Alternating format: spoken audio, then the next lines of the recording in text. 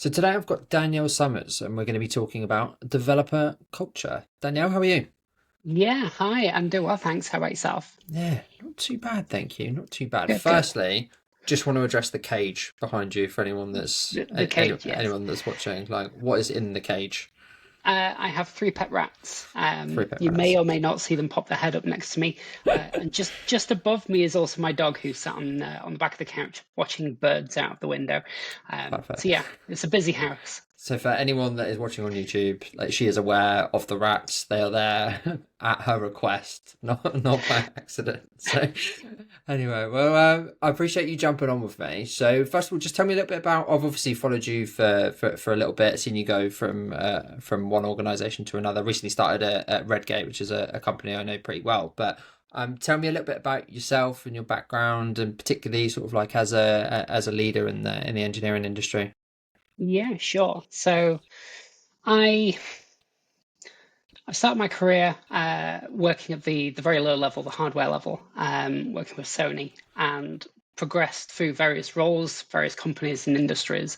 Spent a lot of time in industry automation and pharmaceutical um, before moving in towards more of a management position. And that was spurred on by having a really amazing manager at the time. She was absolutely fantastic.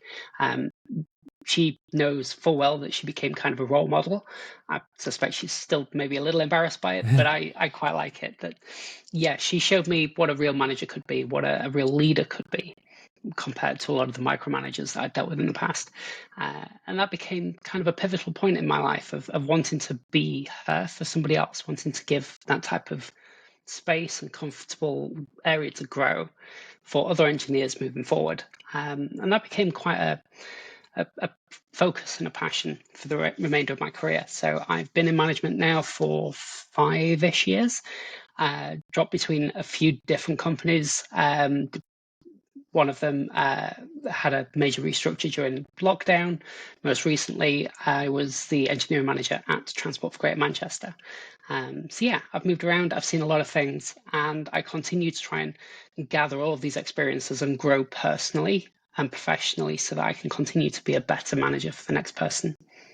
So love that. Love that. Are you happy to name?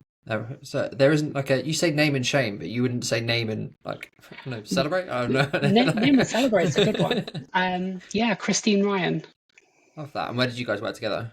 UK Biobank. Love So that. they are a company, I believe they're still based in Stockport, but they'll be moving into the central Manchester soon. And they are the world's largest human biorepository. Is So she yeah, still there?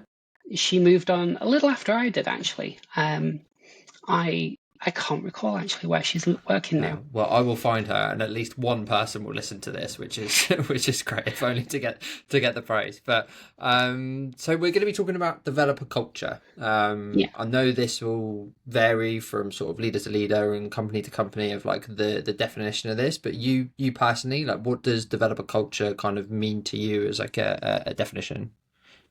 There's two parts to what I see as developer culture. The primary one, the one that we most commonly recognize, is the way that engineers, software developers, or DevOps engineers um, work, operate, and interact within a company. So the standard model of they just get told to do the work and they deliver it. That is in itself still a culture, as well as the way that they interact, how the hierarchy is set up, and how people report to each other, and the type of um, the softer side of culture. So the belonging, DEIB type stuff. Um, yeah, trying to build out a less homogenized group to bring about better ideas and understanding within the space. So yeah, there's multiple different facets to what a developer's culture would look like, and there's also the culture that I try to lead and develop within my management space. Sure. So And obviously you've worked in quite a few, I was looking back, you've worked in like a law practice, like public sector, kind of with transportation, software startups. Like do you find that the culture is driven a little bit by like the industry that you're working in, or is it by sort of like the leadership in general of the organization, or a bit of both? it's leadership. It starts with leadership.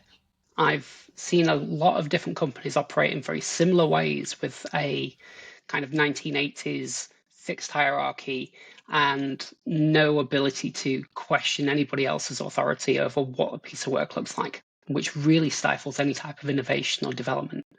And a few companies, like with Redgate, it's a people first culture from the ground up. It's what the company is entirely built upon, this entire concept. And every team, every department works within that space, works within this um, people centric understanding. And that really improves the way and empowers the way that people can actually communicate with each other and work together. For sure. So is it would you say at Redgate is one of the best that you've worked at so far? It's one of the very few companies I've gone into where I've not had to try and bootstrap this concept from the ground up. It already exists, and that for me is absolutely amazing. I can finally see what the other side of that fence would look like from a manager's perspective, not having had to go through all of the hoops to try and build this type of concept up, and starting it from my own silo and trying to push that out to the rest of the business. Was that one of the things that drew you to Redgate in the Yeah, first place? yeah, absolutely. There's a Love lot of that. companies that will talk about their, diversity and inclusion type works, the amount of equality published information, and gender gap pay issues that they'll publicize and all of that type of thing. But there's few companies like Redgate will just go, we actually do want to be better than what we are. And we're public about wanting to be better because we don't feel we're ready or there right now. And we're taking active steps to be that better person, that better company. And that's part of the whole ethos, is to constantly be better. Amazing. I'm sure you probably would have seen it, but if you hadn't, there was a Twitter bot that on International Women's Day was whenever companies were posting like Happy International Women's Day, they were basically posting back the difference between their male employees and female employees in terms of their median salary, which I thought was one of the best things I've ever seen. Yes, yeah, it was a type of anarchy that I kind of approve of. Oh, I love that. But you do get that a lot with companies. They're just like, oh, it's this day, we should post something about, and then you hear nothing the other 364 days of the year, which Yeah, is it's just almost worse, isn't it? Like if you don't do anything about it, just don't pretend you do on that one day of the year, or be better the other 364. that's exactly it. Absolutely. A lot of companies, I mean, it's rife across Pride Month. Everything gets rainbow washed, and there's this big push to stick rainbows on everything that we sell, but not actually make any real conscious effort to make a difference. And yeah, I believe the general public now are starting to get wise to that and starting to understand that companies are rainbow washing and not really putting any effort in beyond that. Um, yeah, we're probably going to start seeing a turn over the next few years with companies being more mindful in how they approach supporting things like Pride Month or um, yeah, there's so many different diverse groups that we could actually be looking at supporting properly and making a real difference rather than just um, what's the phrase, virtue signaling. Um, yeah, there's a lot of room to grow here. For sure. No, I completely appreciate that, and that's one of the points I think you're going to talk on a little bit here. But let's say for example, like someone listening has a either a bad developer culture currently, wants to improve it slightly, or is starting somewhere from scratch and being like, right, I want to kind of build this. Like where do you sort of start? Yeah, absolutely. This is something I've been doing a couple of talks on recently up and down the country. Um, the core here is to understand that it all begins with the initial conversations that you have. And it doesn't have to be with your managers or their managers or C-suite or anything like that. It can just be with a few colleagues. It can be a few direct reports, or yeah, anybody you can actually start that conversation with, anybody that will sit still long enough and listen and agree that this is actually a better road forward. And from there, you can start to build that culture in isolation. Yes, of course. It's so much easier if you're going into a new startup and you can lean on the founder's ear long enough for them to actually try and promote this as a whole ethos and culture. But if you are coming into an established team, which is 99% of the case, you're coming into an established business, that's very, very difficult to try and change by just appearing. So changing it underneath people's feet, moving that sand so that it shapes into something that is actually beneficial, supportive, and human centric will make a massive difference. And eventually the company will have to follow suit because it's already happened underneath their feet. They can't change that then. Sure.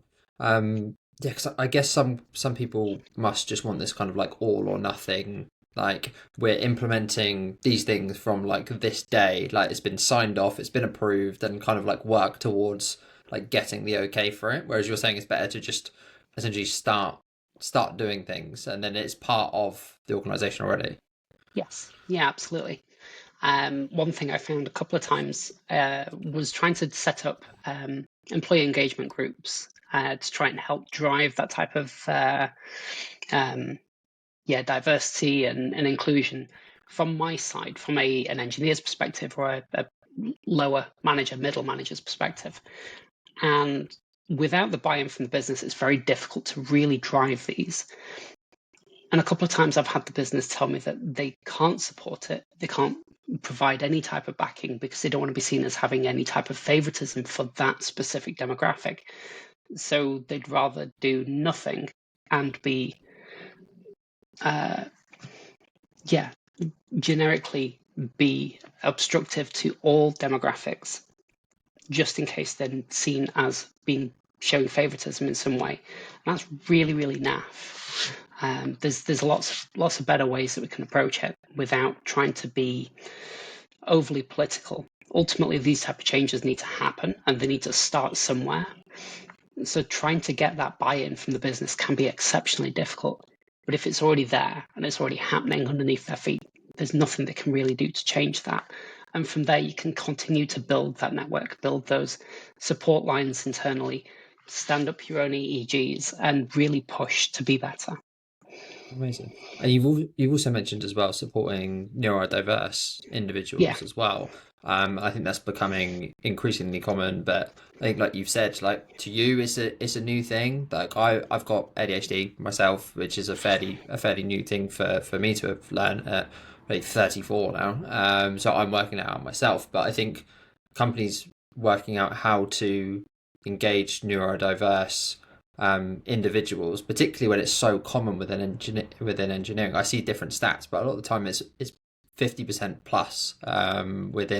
within software engineering are neurodiverse. So what have you seen and done so far within neurodiversity for your team to kind of promote the same levels of kind of inclusion and culture for them? Yeah. So generally speaking, employee support groups or EEGs are very, very new in this space and they're still trying to find their feet. For me personally, as a leader, I've come in and been quite open and vulnerable about where I'm at. I know I'm not diagnosed and I don't intend on getting a diagnosis, but I do share some autistic traits. I do share a lot of ADHD traits. I struggle quite badly with my own depression and anxiety. I have panic attacks. And I also have something called borderline personality disorder, which I've discussed quite a lot with my therapist, which is an issue in how I manage and process my emotions. Now, being vulnerable with my team and saying that this is me, this is the things that you may see, these are the issues that may happen. I may have to quickly leave a room because my anxiety spiked to the point where I'm having a panic attack, and I just need to be on my own for that few minutes. My team are very, very understanding about that. And every team I've been leading have been quite understanding. Being vulnerable and being open at the start, it does open myself up for the abuse of my trust, but I haven't had that yet. And I try to operate through trusting people initially and letting people work with and abuse that trust if that happens. Um, that gives quite a safe space for everybody to be in, for other people to say, actually, I'm really struggling with my depression right now. I've got this thing that's happening in my life that's throwing me. There's a lot of different things that can happen within our own lives in our own personal space that can have such a huge impact on our mental health, as well as what happens for neurodiverse individuals. And mental health can be a huge factor in that. So being vulnerable and being able to create that safe space to start with, and being a figurehead for other people to see as I can make this work for me and I can help you make it work for you really does help as well. Yeah, for sure. I think that's a great thing for like a leader who is neurodiverse, like to be able to share that. And like you said, I think it's then quite common for people to be like, oh, like me too. Like I actually suffer with some of those things, and they share. What if someone wasn't neurodivergent, doesn't have anything to kind of open up about? Like, how would you suggest like starting that conversation about like things being okay, or try and get their team to open up about issues that they might be having? Um, It's exceptionally difficult, and a lot of people still want to hold it quite close to their chest. They don't want to be seen as the odd one out or the one that could cause problems or anything like that. They want to be seen as just part of the team. And it really does take somebody to step up and say that this is me, this is what's happening in my life, and this is the safe space I'm going to create for others. That can be the starting point of a conversation. Um, you can't really force people to be anything other than themselves, and their self may be to be defensive in that moment. So just making sure that they feel like they can be open, they feel that they've got that safe space, that they're able to disappear off when necessary, drop off Zoom calls, deal with Zoom fatigue, deal with social fatigue in a way that's better for them, and still allow them to be constructive and beneficial and empowered within the team. It's always going to win. Yeah, for sure. I guess the more you might have found this yourself, but the more senior and more experienced you get as a leader, you must almost get a tiny bit level of like therapist level qualification where you can come in, assess your team, and kind of be like, I think maybe like, and kind of assess who you've got on your team. Obviously, you can't be like, right, I think you have this, I think you have this. Like, but I feel like you must be able to get a little bit more of a feel for people when you're a little bit more experienced and know what to look out for potentially. Yeah, yeah, absolutely. Yeah, you certainly don't look at people and judge and assume, but you can pick up on traits. And for me personally, I can recognize certain traits that I feel about me in others, and knowing what's happening there and why those things are triggering helps me to understand how to not have that happen again, how to give them that safe space and be visibly proactive in trying to be the right person, the right manager or leader that they need in that moment, without it being a big signpost of, hey, this person's got something going on. Because we also don't want to draw undue attention. We don't want to draw any type of questions, or have people asking weird or uncomfortable, having uncomfortable conversations. But for them to still see that I'm putting things in place, and that could be as simple as the way that we approach trying to collaborate within a space. Having a group come together over a table and talk, there's always one or two that don't really want to communicate, that can be quite reserved. So finding different ways of interacting with them without making it all about them on a spotlight and everybody turning and looking at them can make the world of difference. And that could be, I'm going to mention them a little bit later, but liberating structures really help to expand and deliver on inclusivity and communication within a group, especially on something like trying to drive up and drum up ideas or have a conversation that can be quite difficult within a team. Um, so having everybody in their own isolated space write down their thoughts and ideas and then share them with each other rather than share them with the whole team all in one go. That can make things a lot easier for people to talk to each other and take a little bit of that pressure off.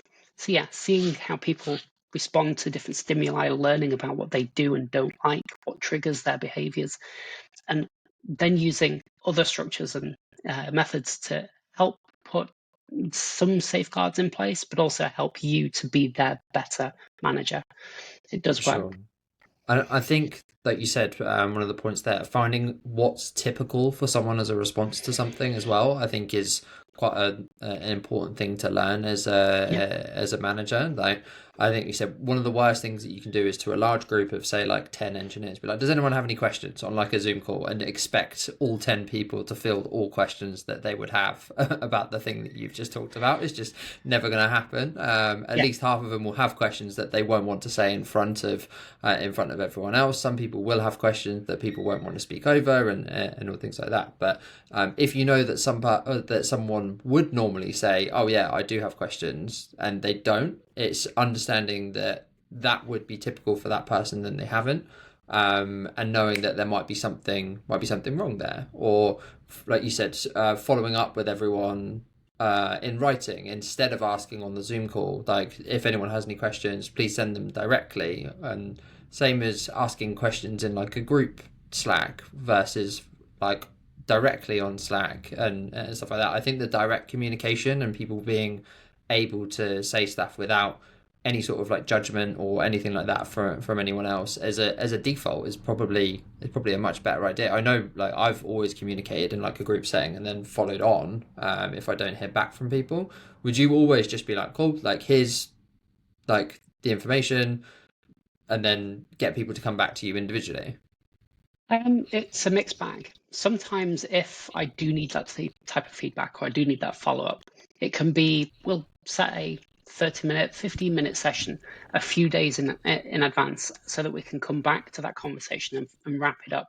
Sometimes it requires people to take that idea away and really think on it and let it percolate for a while before we can come back to it. So that'll be, weekly catch ups or one-to-ones. Other times it's let's actually have this final conversation. Let's wrap it up as part of the team, but let's use something like a Miro board or mural or something like that so that you can actually write everything down on screen, but you can do it in isolation. You can do it in your own space and then get in a couple people who are quite comfortable being a little more outspoken to talk through their ideas or read off other people's ideas so that everybody doesn't have to speak. Their ideas don't have to come from them directly, but can be relayed by somebody else. And that can take a lot of the pressure off as well. So yeah, there's different routes and different mechanics you can use to try and make sure people feel included and valued without them feeling like they're also in the spotlight. And finding those different routes and those different mechanics really is part of trying to be supportive for everybody, regardless of their neurotype.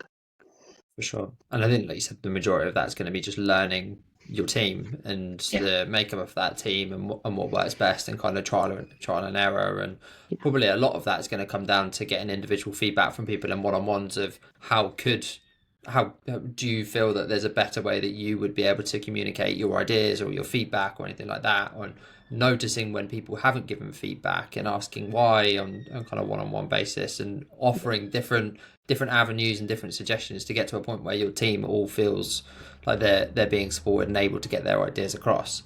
yeah, yeah, absolutely. Um, Something I have found more recently is actually taking the time to go through something like a coaching exercise with an individual who is quite clearly uncomfortable being the voice within a space, uncomfortable being the one in the spotlight, and coaching through what's actually going off and trying to understand from their perspective without signposting or putting words in their mouth. And that can help identify the different key areas of what you can do differently to help them still have that voice and still contribute without feeling like they are imposing or talking over other people or without feeling like they're going to be the center of attention, because that can really help them. um, Taking that information, distilling it, researching different ways of being able to use that and help these people open up in a way that's suitable for them. That can be 3 6 weeks worth of personal time research. So it's you've still got to commit to trying to be better in your own time as well. And sometimes that is exceptionally difficult when you've also got deadlines and you've got meetings that you still need to do. Some weeks my calendar is a car crash. Other weeks I have a couple of days that are basically free. So I've got a lot of time to research these things myself. So yeah, it depends on a lot of different factors, but there's a lot that we can do as individuals to support each other. For sure. So I guess what other things can people do to kind of increase the develop or improve the developer culture within their teams currently? Yeah, so from a manager or leader's perspective, there is a fine balance between team autonomy and siloed working. It's very easy to say that team's got full autonomy to do whatever they want and then take your hands off and not really have anything to do with them. They do their thing in isolation and out spits a product at the end of it. It's one way of doing it, but I don't feel it's always the right way. Autonomy does grant a level of ownership and motivation and engagement that an engineer or engineering team can really bind over. But being siloed deteriorates relationships within other departments and within the engineering space as a whole. For example, Redgate has a couple of dozen individual teams, and these teams can be 3, 5, 7, can be working on a single product. So we need to keep that line of communication open. When I was working with Transport for Greater Manchester, trying to get the level of communication right between the different teams and departments doing different parts of the digital arm of the B network was very difficult and challenging because the business wasn't really set up for that level of communication and was more built and geared towards individual siloed working.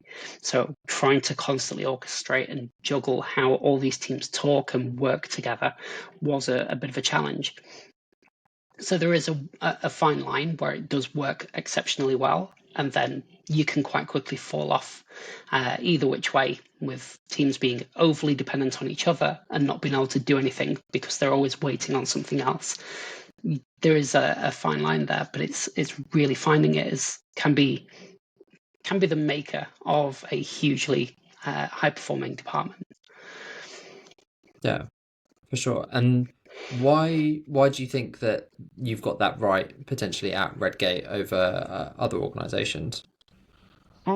Redgate regularly stop and take stock of what's going off and understand how the teams are talking and communicating.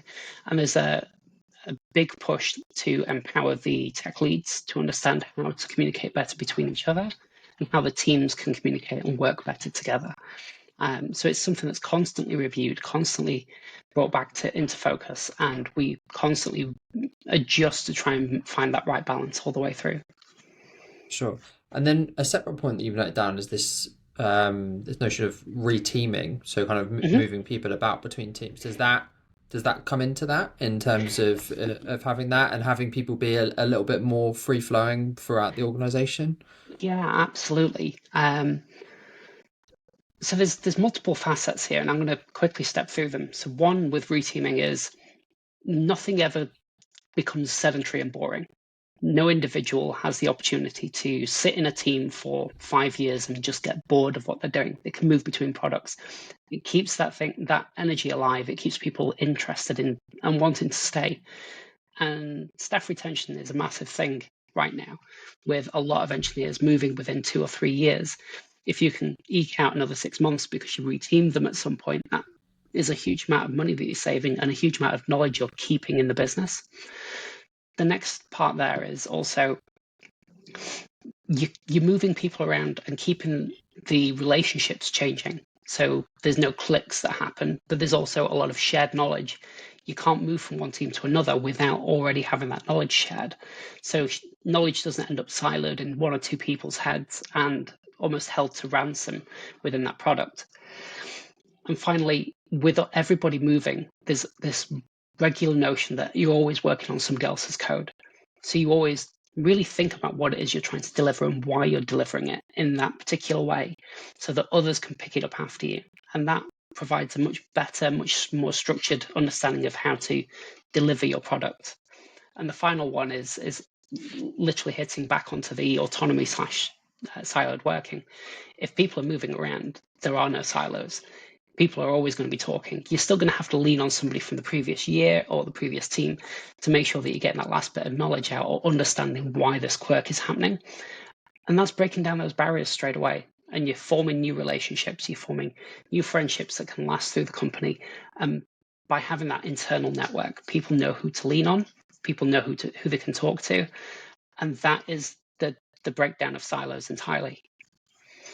And people must just understand the structure of the company, the product, like everything, just at such a deeper level, rather than just working on their individual thing with their few people that are on their team, and like they know that they do this thing, they do it really well, but they don't really understand or often care about what the other teams do because it's not their job.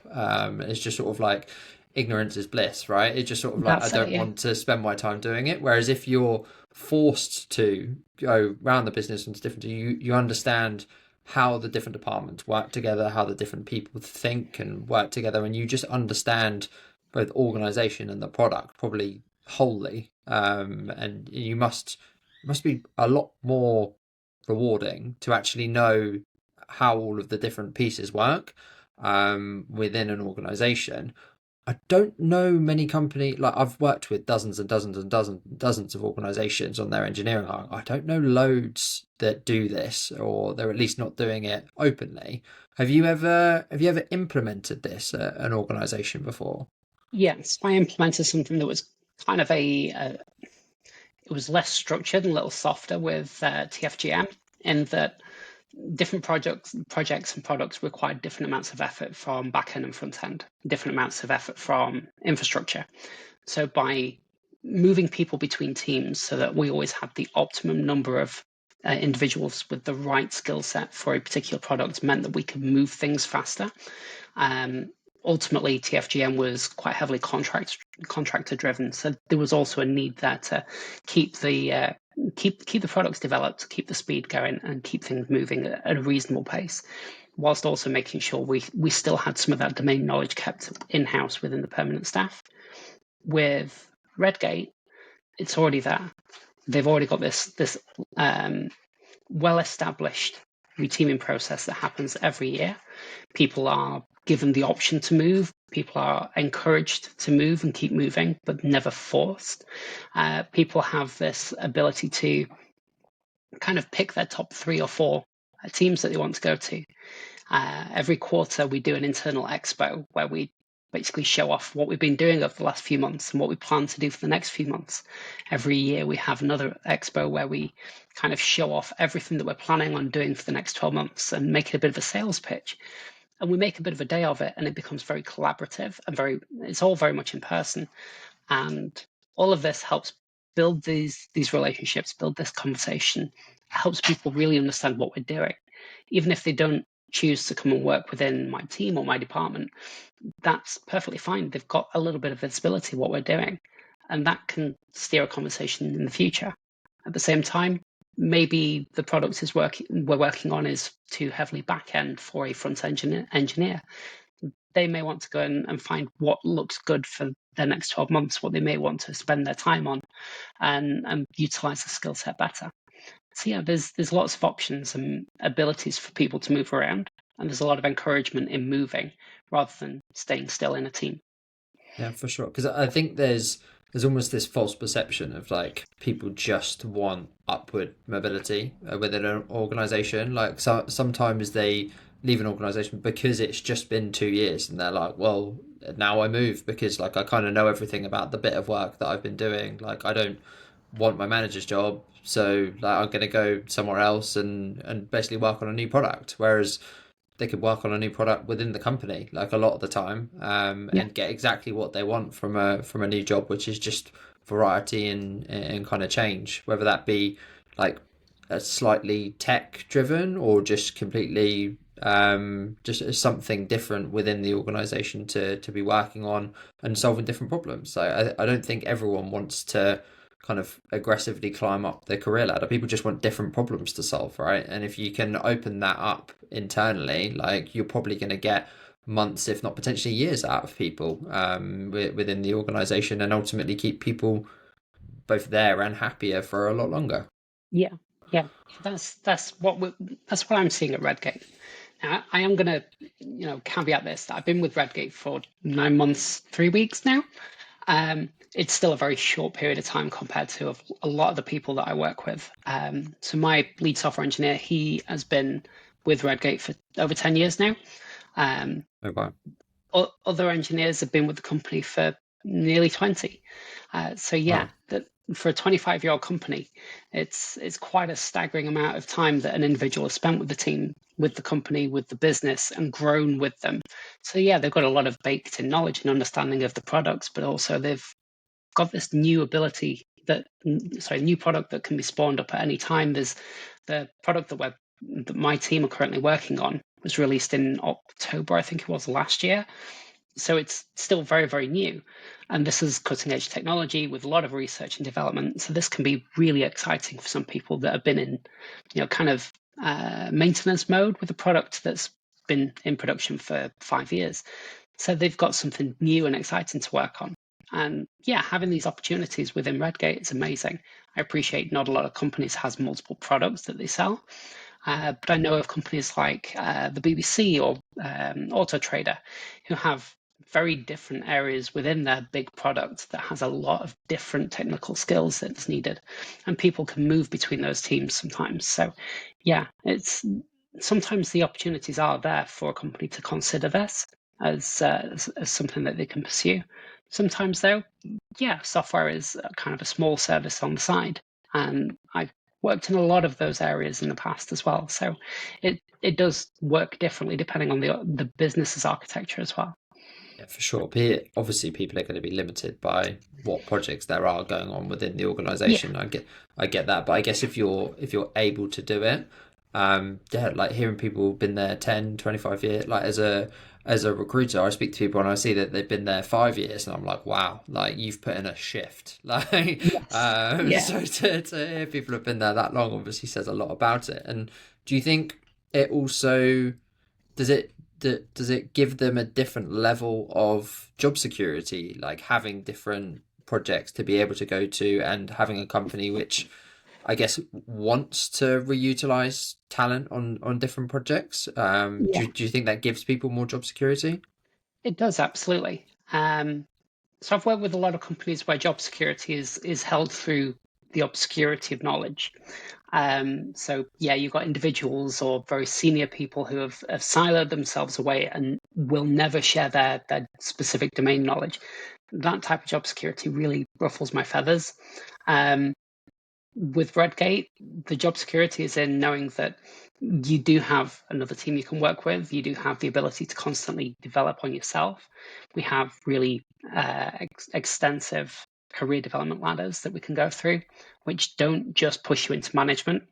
A lot of companies see management as the natural progression from senior or lead software, whereas for us, it splits so that you can go down a more architect and planning route rather than management route. So it separates those two concerns out, which is really, really good and healthy.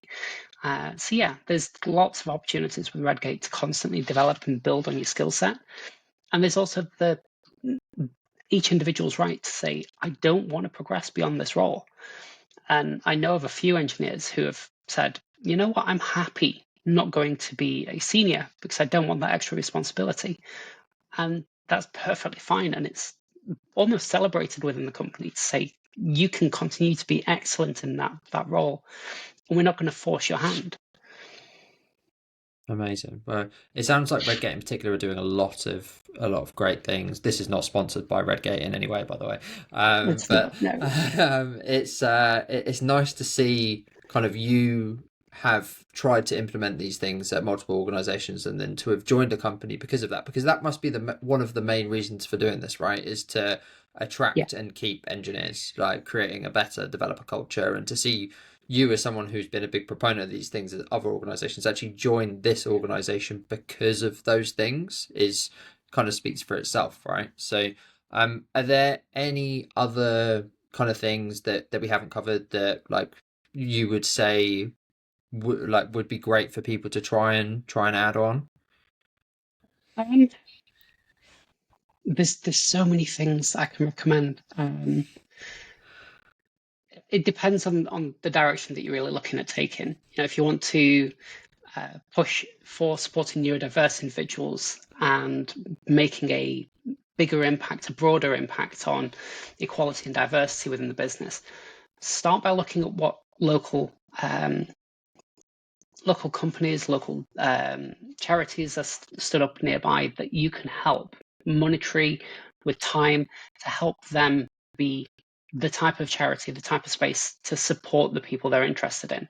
So if you are struggling with never attracting any female engineers, there's a lot of female-centric support groups and communities out there that really do want to do better and are trying to do what they can with the limited finances they've got. So put a little money in and put a little time in with these types of groups so that they can do more, they can go further, they can drum up that interest, and you're already on the pulse then. You've got your finger on the pulse, so you can start to encourage communications there to understand what you can do better as an employer, what you can do better as an interviewer, and how you can drum that interest back into a change within the working space. Similarly, if you're looking at how to build out a better developer culture, better team culture, there's huge amounts of resources online to help you understand what it is you actually see and feel within your team, or what's happening within the politics between teams, for you to then try and work and turn that around and shift that into something that's better for everybody. For me, most recently, I've been on a little bit of a liberating structures kick, and this is because it's quite new to me. I've been in management for a while, and I'd not heard of this until a few weeks back. And using liberating structures for these collaborative communication ideas within a team or within a small group have been massively beneficial in seeing how everybody can really come together and work together in a better way than simply being told that they need to collaborate and told that they need to work together. So my most recent read is The Surprising Power of Liberating Structures by Henry. I'm going to butcher this name. I'm really sorry to Henry. Lipmano.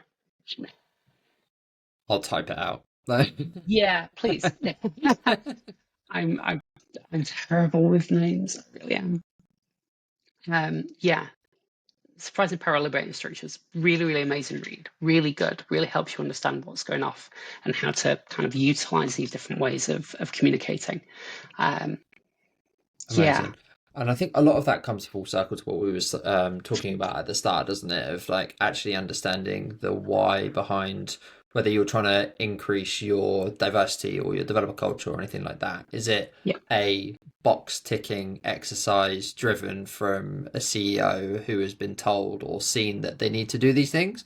Or is it because you're trying to attract people that can increase the actual the culture of your team, like the backgrounds, the like avenues you're getting ideas from, and ultimately create a better team and a better culture that people are gonna stay at longer, do better work, more people that you can learn from that think differently. Like if that's the reason why, like invest huge amounts of time in it.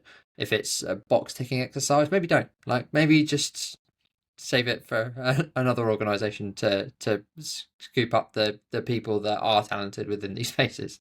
I agree. If the driver is it's a box ticking exercise and we need to look good on paper, just don't. Just Yeah, don't. That's a totally different conversation that you need to be having with the business from the top down. If it's to really drive that diversity of thought, to encourage openness and trust within a space, within a team, to really build on an individual's skill set and see them grow and flourish. If your focus is about them, not what you can put on paper, then you might be in the right direction. And there's a lot of things we can really explore to make that a success. amazing. Well, I appreciate your time, Danielle. Really lovely to speak to you. If anyone's got any follow-up questions or kind of wants to follow you or anything like that, where are you sort of most active? Is it LinkedIn or? Yeah, you can find me on LinkedIn. Amazing. Well, I'll tag you in all the posts and everything. And yeah, look forward to chatting to you again soon. Yeah, amazing. Thank you very much, Chris. Thank you. Thanks. Bye. Bye.